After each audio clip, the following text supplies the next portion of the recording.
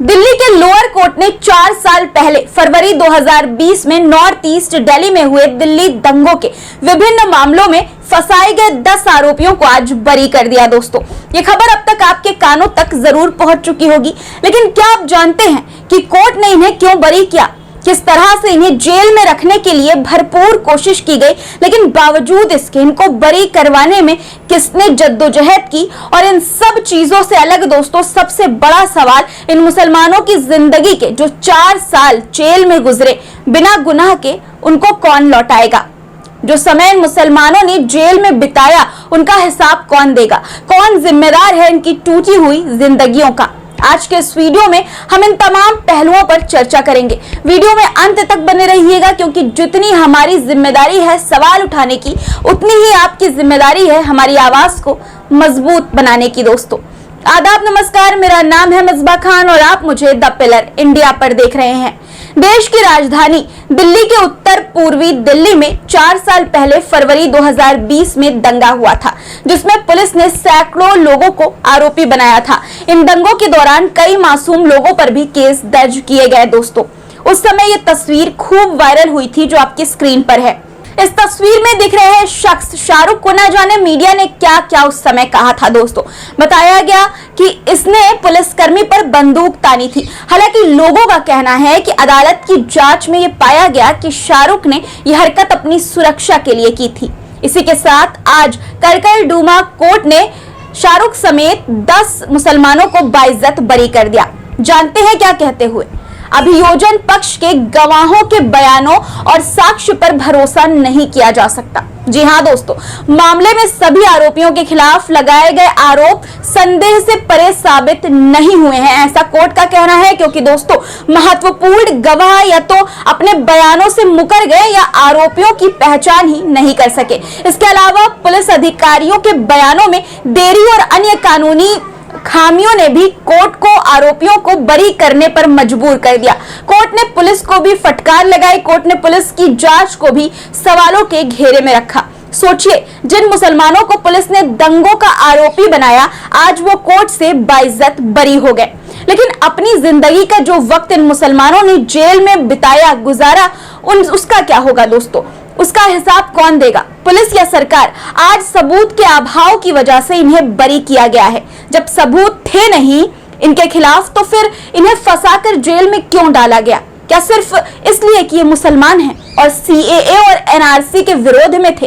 दरअसल दोस्तों, 2020 में उत्तर पूर्वी दिल्ली में 23 से 25 फरवरी के बीच मुस्लिम महिलाएं सीएए और एनआरसी के खिलाफ प्रोटेस्ट कर रही थी। तभी कुछ लोगों ने वहां हमला कर दिया था, जिसके बाद इलाके में दंगा हो गया था। और एक और खबर सुनिए जिस पर गौर करना जरूरी है आपका। 23 से 25 फरवरी के बीच दंगों के दौरान धरने पर बैठी कुछ महिलाओं और मस्जिद पर भीड़ के हमला करने से जुड़े मामले को लेकर दयालपुर थाने में पिछले महीने, दोस्तों सोचिए, पिछले महीने 31 अगस्त को 4.5 साल बाद सोमवार को एक एफआईआर दर्ज की गई। वो भी तब जब करकरडूमा कोर्ट ने आदेश दिया। अब आप खुद सोचिए, मुसलमानों पर तो फटाफट मामले दर्ज हुए, लेकिन विरोध कर रही महिलाओं और मस्जिद पर जिस भीड़ ने हमला किया, उसके खिलाफ 4.5 साल बाद मामला दर्ज किया गया। ये साफ दिखाता है कि किस तरह से मुसलमानों को टारगेट किया गया और असल दोषियों पर कार्रवाई करने में सरकार और पुलिस ने देरी की। दोस्तों, इन बेगुनाह मुसलमानों को न्याय दिलाने में जमियत उलेमाए हिंद की बड़ी भूमिका रही।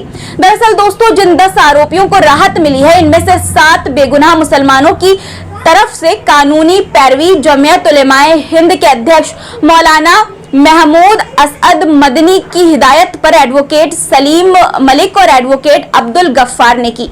लंबी सुनवाई के बाद करकरडूमा कोर्ट ने जिन लोगों को बरी किया दोस्तों, उनमें मोहम्मद शहनवाज उर्फ शानू, मोहम्मद शोएब, शाहरुख, राशिद उर्फ राजा, आजाद, अशरफ अली, परवेज, मोहम्मद फैसल, राशिद उर्फ मोनू और मोहम्मद ताहिर शामिल हैं।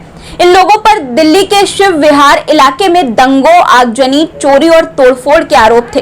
दोस्तों, जमियत उलेमाए हिंद के वकीलों ने बचाव में अभियोजन पक्ष के सबूतों में मौजूद विरोधाभासों को उजागर किया।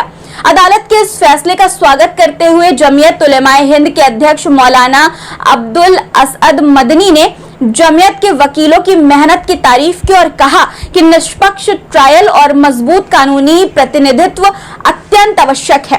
मौलाना मदनी ने कहा कि जमीयत उलेमाए हिंद इसी उद्देश्य से समाज के कमजोर तबकों के अधिकारों की रक्षा के लिए हमेशा प्रयासरत रहेगी।